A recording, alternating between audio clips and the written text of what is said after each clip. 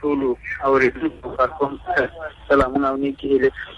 زما یو 3 سوالونه دي. ګل محمد د هلمند ولایت نه زحمت در کوم. که چیرې یو سړی وایي چې په تا تعویض شوی دا صحیح دی او که نه؟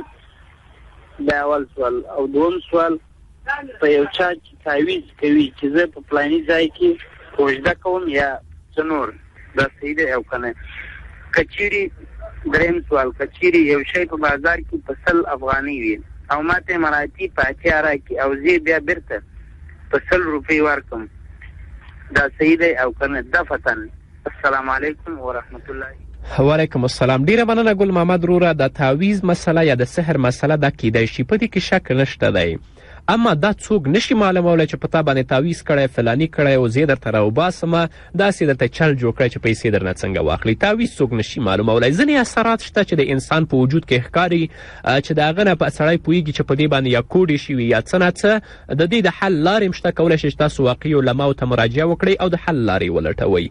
اما دا نه چې زه د تعویض راوباسمه چې فلانه ځای کې ښخ کړی او دلته دی، د غلطې خبرې د غیب دی، د هیڅوک هم نشي کولی او داسې کسانو باندې عقیده انسان کفر او شرک ته رسوي.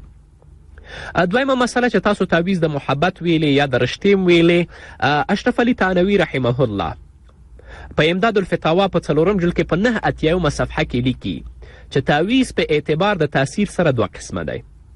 تانوي صاحب لیکي چې تعویض په اعتبار د تاثیر سره دا په 2 قسمه دی. یو دا چې جانب مقابل بالکل مغلوب المحبت او مغلوب العقل کړي چې اصلا نه پوهېږي. داسې کسان هم تاسې لیدلي دي چې داسې کسان شته چې تعویض وکړي چې جانب المقابل دی بالکل عقل یې ورته ختم کړي او هغه بالکل مغلوب المحبت کړي. نو داسې تعویض یا دا عمل د هغه کار لپاره چې شرعاً هغه واجب نه دی، لکه نکاح کول، د معینې ښځې نکاح کول، د معینې جنۍ نکاح کول، دا واجب نه دي. نو داسې تعویض چې هغه مغلوب المحبت کړي یا مغلوب العقل کړي، د داسې کار لپاره چې شرعاً واجب نه دی، دا تعویض ناجائز دی او حرام دی. او دویم دا چې منظور یې صرف توجه وي. تعویض کوي چې د هغه منظور صرف توجه وي بغیر د مغلوبیت د عقل او د محبت نه، او وروسته د مصلحت په وجه باندې یا هغه سره یا نکاح کوي او ازدواج کوي، دا صحیح دی.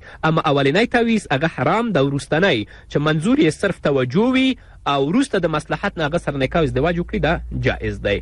او دویمه پوښتنه چې یو سړی دی لاس یې بند دی، موبایل لري، مثلا په بازار کې قیمت دی د هغه 100 روپۍ باندې، په تا باندې خرڅوي په نغده باندې په 80 روپۍ باندې، بیرته په قرض تا نه اخلي 1.5 باندې. دا ټول سودي معاملې دي، حرامې دي، د خلکو د تنګدستي او د فقر نه استفاده ده. باید چې مسلمان دې نه ځان وساتي. بل پیغام به